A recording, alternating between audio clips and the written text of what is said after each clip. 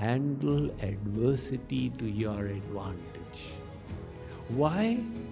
Because adversity is a fact of life. No matter how much we try, problems will always search us out. And how we handle them can mean make or break in life.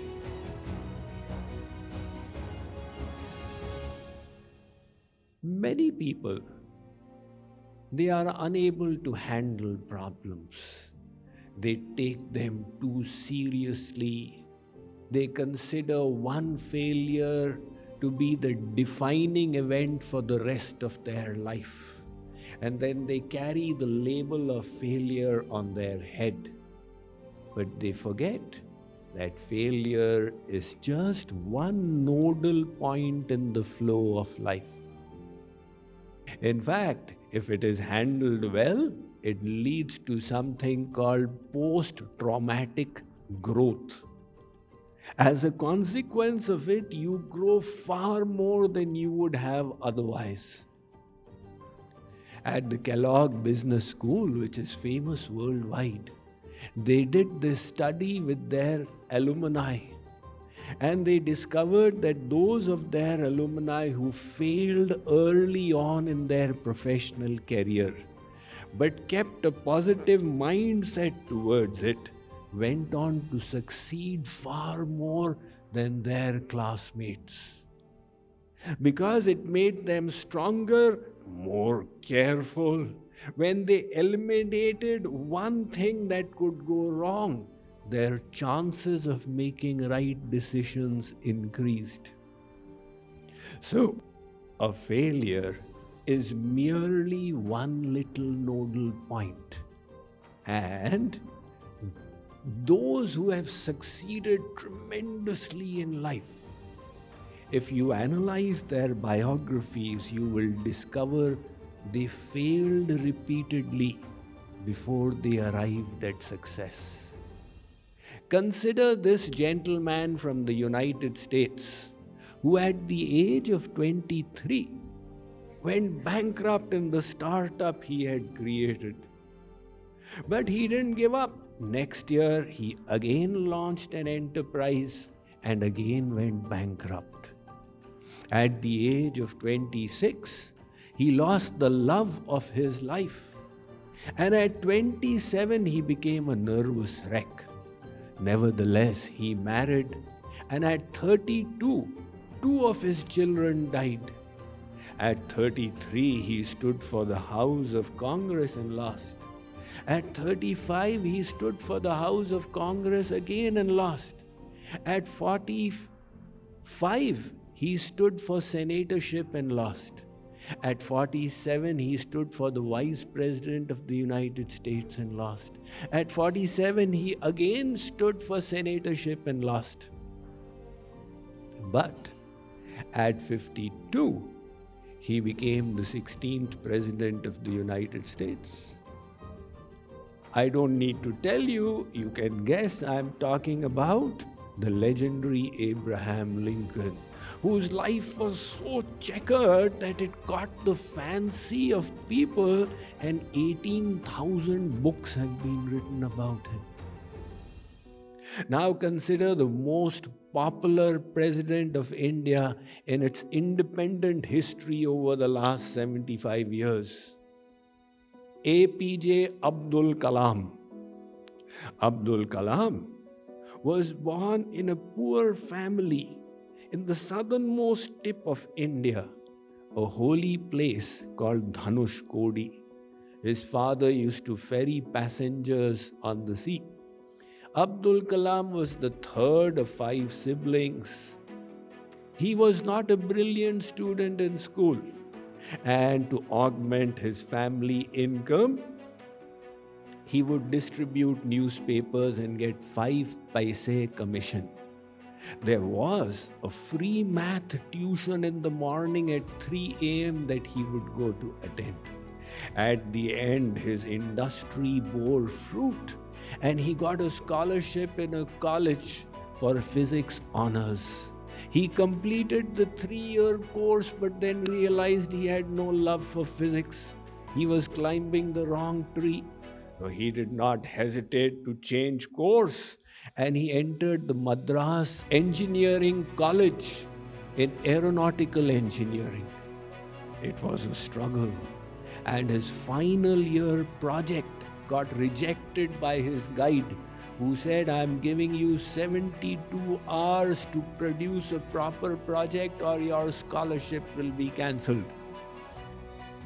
For the next 3 days and 3 nights, he neither slept nor ate, but managed to succeed in getting his project approved. Now, as an aeronautical engineer, there were only 2 career options in the year 1950. Either join the Indian Air Force or the Defense Research and Development Organization, commonly known as the DRDO. He applied to the IAF. 28 candidates were called.